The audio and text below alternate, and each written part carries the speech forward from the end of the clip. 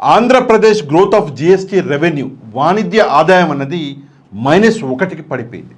జగన్మోహన్ రెడ్డి గారి హయాంలో అంటే మార్చ్ 2024లో ఈ వాణిజ్య ఆదాయం అన్నది 4082 కోట్లు ఉండే. ఇప్పుడు చంద్రబాబు నాయుడు గారి హయాంలో అంటే మార్చ్ 2025లో ఇది తగ్గి 4033 కోట్లయింది. అంటే దాదాపుగా 1% అన్నది తగ్గింది. ఎంత దరిద్రం అంటే పక్క రాష్ట్రం తెలంగాణలో ఇది 0 అంటే స్టాగ్నెంట్గా ఉన్నది, నెగటివ్కి వెళ్ళలేదు, పాజిటివ్ అవ్వలేదు.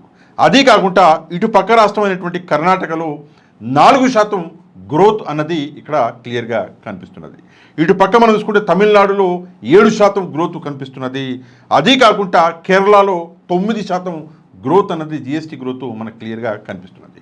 ఇక దరిద్రం ఏంటి అంటే ఉత్తరప్రదేశ్ లాంటి రాష్ట్రంలో కూడా 10% జిఎస్టీ గ్రోత్ అన్నది కనిపిస్తున్నది.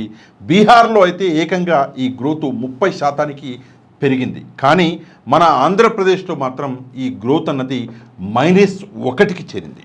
నేను సంపద సృష్టించిన సంపదని పేద ప్రజలకి పంచుతాను అని చెప్పేసిన చంద్రబాబు నాయుడు గారు ఇప్పుడు సంపద సృష్టించడంలో ఫెయిల్ అయిండు, సృష్టించిన సంపదని ప్రజలకి పంచడంలో కూడా దారుణంగా ఫెయిల్ అయిండు.